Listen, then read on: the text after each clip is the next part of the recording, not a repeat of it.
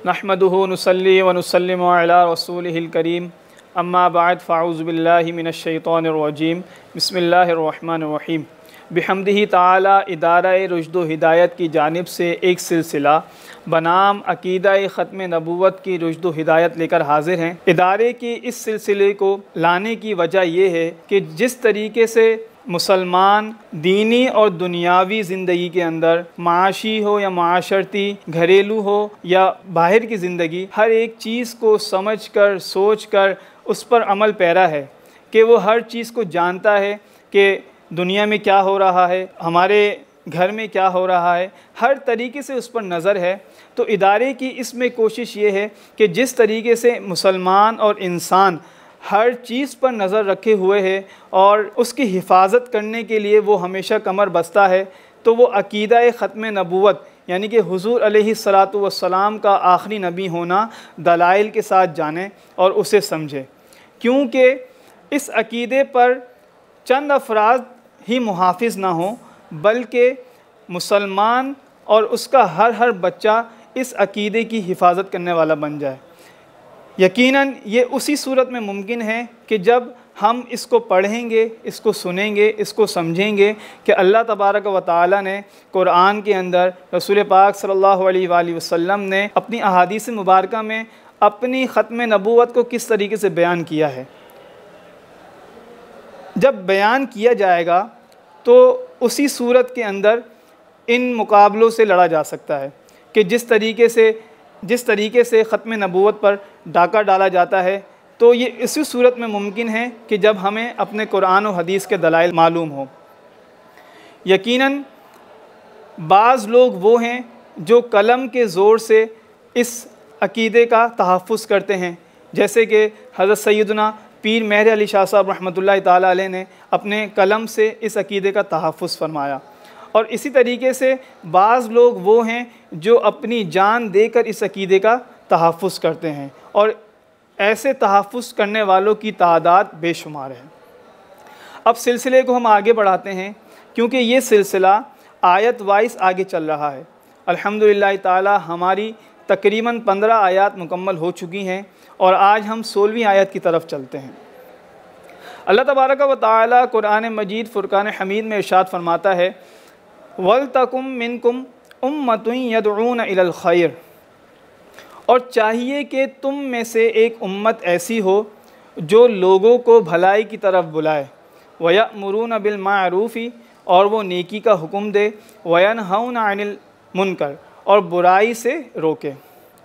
नाज़रीन इकराम, अगर हम हुज़ूर अलैहिस्सलातु वस्सलाम की ज़िंदगी को देखें तो हुज़ूर अलैहिस्सलातु वस्सलाम ने हुकूकुल्लाह यानी हुकूकुल्लाह उन अफ़आल और आमाल को कहा जाता है कि जिनका ताल्लुक़ अल्लाह तबारक व तआला की ज़ात के साथ है।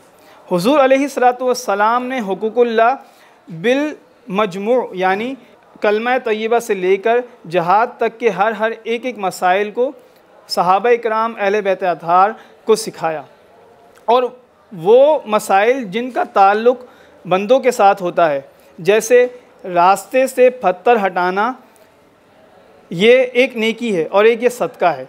यहाँ से लेकर सब्र और रिज़ा, अल्लाह ताला की नेमतों पर शुक्र और उसकी आजमाइश पर सब्र तक को हुज़ूर अलैहिस्सलातु वस्सलाम ने अपनी उम्मत को सिखाया, क्योंकि हुज़ूर अलैहिस्सलातु वस्सलाम के बाद किसी दूसरे नबी ने नहीं आना था।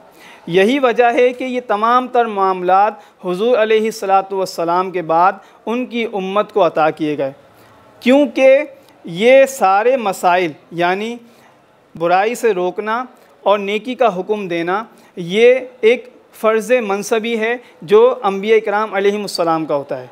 लिहाजा हुज़ूर अलैहिस्सलातु वस्सलाम के बाद किसी दूसरे नबी ने नहीं आना था, इसी वजह से ये तमाम तर मामलात उम्मत के सुपुर्द किए गए।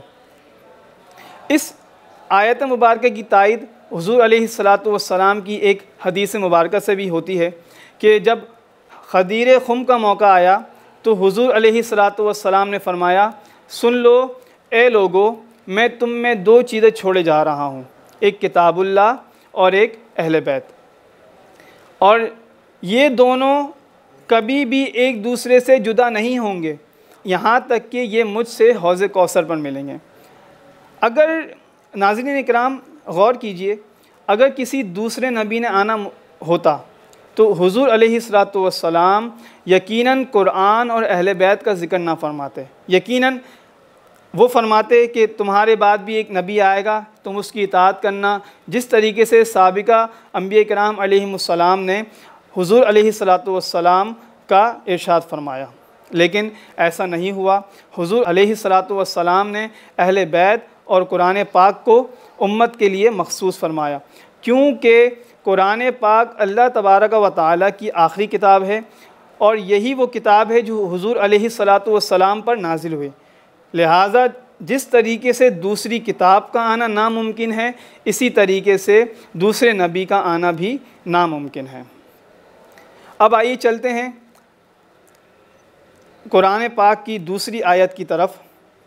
अल्लाह तबारक व तआला इरशाद फरमाता है, लक़द मन्नल्लाहु अलल मुअमिनीना इज़ बअस फ़ीहिम रसूलन मिन अनफुसिहिम, कि तहकीक अल्लाह तबारक व तआला ने मोमिनीन पर एहसान फरमाया कि उन्हीं में से एक रसूल को मबऊस फरमाया।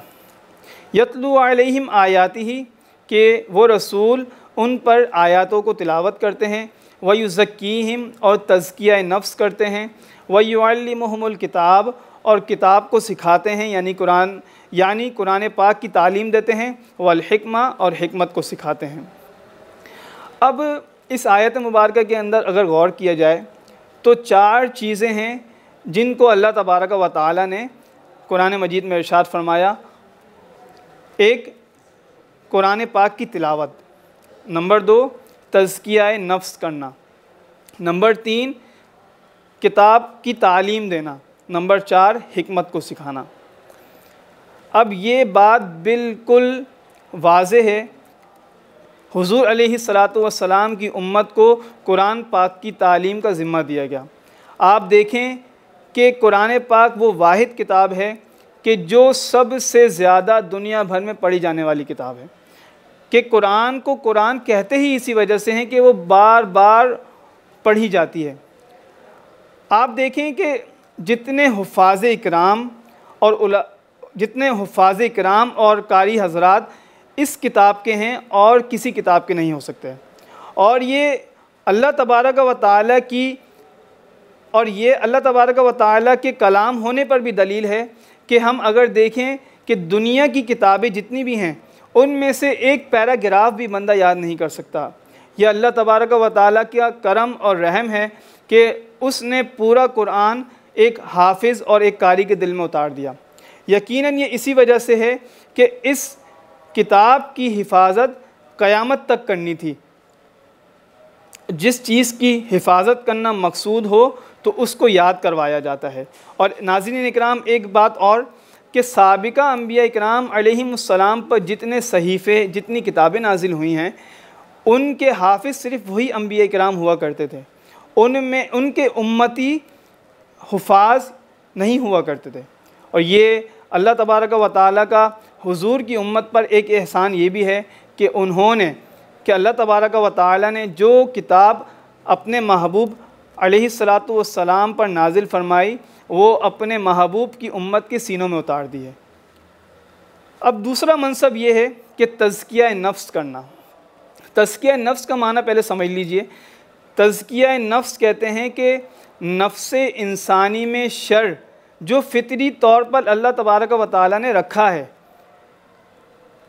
उसकी गंदगी और आलूदगियों को पाक साफ़ करना, ताकि इंसान अल्लाह तबारक व तआला की नाफरमानी से बचे और अल्लाह की रज़ा वाले कामों में लग जाए। अब आप देखें कि हुज़ूर अलैहिस्सलातु वस्सलाम से लेकर जब कुरान पाक नाजिल होता था तो हुज़ूर अलैहिस्सलातु वस्सलाम तालीम किताब यानी कुरान पाक को पढ़ने के साथ साथ तज़किया नफ्स भी करते थे कि हर एक गुनाह की आप नॉमिनेट कर देते कि ये गुनाह है, ये सवाब है, ये हलाल है, ये हराम है। लेकिन ये जब हुज़ूर अलैहिस्सलातु वस्सलाम का विसाल ज़ाहिरी हो गया तो ये मनसब हुज़ूर के अहले बैत पाक और सहाबा इकराम अलैहिमुर रिदवान ने संभाला। और आप देखते हैं कि सहाबा से लेकर और आज तक के औलिया इकराम इस मनसब को बेहतरीन तरीके से निभा रहे हैं, चाहे वो अखलाक का हुस्न हो, चाहे वो तहज़ीब हो, चाहे वो तमद्दुन हो, चाहे वो इंसानी नशोनुमा के लिए कुछ ऐसे अवामिल करना कि इंसान का दिल पाक हो। वो हर तरीके से इंसान को पाक साफ़ करने में लगे हुए हैं। अगर हुज़ूर अलैहिस्सलातु वस्सलाम के बाद किसी नए नबी ने आना होता तो यकीनन ये सारे काम उस नबी के लिए छोड़े जाते, लेकिन ऐसा नहीं हुआ। क्यों? क्योंकि हुज़ूर अलैहिस्सलातु वस्सलाम के बाद ये सारे मामलात हुज़ूर की उम्मत को अता कर दिए गए, ये बताने के लिए कि हुज़ूर के बाद कोई नबी नहीं है। तीसरी चीज़ जो है वो है तालीम किताब। तालीम किताब कहते हैं कि कुरान पाक की तालीम देना, उनके मफ़ाहीम, उनके मतालिब, उनमें अहकाम जो जो मौजूद हैं वो सब कुछ निकालना, बयान करना और लोगों को सिखाना। आप देखते हैं कि मौलाए कायनात सैयदना अली मुर्तज़ा रज़ियल्लाहु ताला अन्हो, सैयदना अबू हुरैरा रज़ियल्लाहु ताला अन्हो, हज़रत अबू हुरैरा रज़ियल्लाहु ताला अन्हो को कसीर अहादीस याद थीं। वो किसी भी मौके पर कोई मसला सुनते तो आप हदीस बयान कर देते कि हुज़ूर अलैहिस्सलातु वस्सलाम ने इस तरीके से फ़रमाया। जब कोई सहाबा इकराम या अहले बैत पाक में किसी मसले के अंदर इख्तलाफ हो जाता तो आप सहाबा इकराम का मामूल था कि वो सैयदना मौलाए कायनात अली मुर्तज़ा रज़ियल्लाहु ताला अन्हु की बारगाह में हाज़िर हो जाते और उनसे मसला दरियाफ़्त करते। इसी तरीके से अइम्मा फ़िक़्ह, इमाम आज़म, इमाम अहमद बिन हम्बल, इमाम शाफ़ई और इमाम मालिक रहिमहुमुल्लाह ताला, इनके पैरोकार भी आप ही की तरफ रुजू करते और दीन को सीखते, किताब को सीखते। ऐसा क्यों था? होना तो ये चाहिए था, अगर किसी नए नबी ने आना होता तो मौलाए कायनात ये सैयदना अबू हुरैरा और इसी तरीके से अइम्मा फ़िक़्ह फरमाते कि नहीं, इसके बाद भी एक नबी ने आना है, वो तुम्हें इसकी तफसील बयान कर देगा। लेकिन ऐसा नहीं था, क्योंकि हुज़ूर के बाद किसी दूसरे नबी ने नहीं आना था। और ये फैज़ान नबूवत ही था कि वो ये अशख़ास और तमाम तर औलिया कामिलीन, उलमा इकराम फैज़ान नबूवत से ही तमाम तर मसाइल को हल फरमा देते हैं कुरान और हदीस की रोशनी में। और ये सिलसिला अब तक जारी है, क्योंकि अब भी जदीद दौर के अंदर जदीद मसाइल आते हैं कि ये हुज़ूर का फैज़ान ही होता है कि उन मसाइल का हल कुरान और हदीस की रोशनी में निकल आता है। चौथी चीज़ है हिकमत। हिकमत को समझ लेना चाहिए। हिकमत कहते हैं कि सही जगह पर सही अकल का इस्तेमाल करना। आप देखते हैं कि इस उम्मत के मुजद्दिदीन और दीगर औलिया कामिलीन जो बहुत समझदार हुए, उन्होंने हर तरीके से इस दौर की ज़रूरतों को पूरा किया है। कोई ऊंच नीच हुई, उन्होंने अपनी अक्ल व फ़रासत से देखा कि नहीं, ये मामला ऐसा नहीं, ये ऐसा है, ऐसा करेंगे तो ये मामला सही हो जाएगा। ये क्या था? ये फैज़ान नबूवत ही तो था कि हुज़ूर के फैज़ान से ज़िंदगी के मुश्किल से मुश्किल हालात और पेचीदा मसाइल सिर्फ़ एक जुमले से हल हो जाते थे, क्योंकि हुज़ूर अलैहिस्सलातु वस्सलाम का हर फरमान हिकमत से भरपूर होता था। और ये फैज़ान नबूवत ही था कि वो तमाम का तमाम इस उम्मत के मुजद्दिदीन, औलिया कामिलीन, उलमा इकराम के अंदर मुंतकिल होता गया और वो उसी फैज़ान के ज़रिए से उम्मत में फ़ैसले फरमाते रहे। इसी तरीके से बहुत सी आयात कुरानी इस सिलसिले के अंदर बयान की जाती हैं। हमारे साथ जुड़े रहिए। अपने मेज़बान मोहम्मद हसन रज़ा अल महदवी को इजाज़त दीजिए। अस्सलामु अलैकुम व रहमतुल्लाहि व बरकातुहू।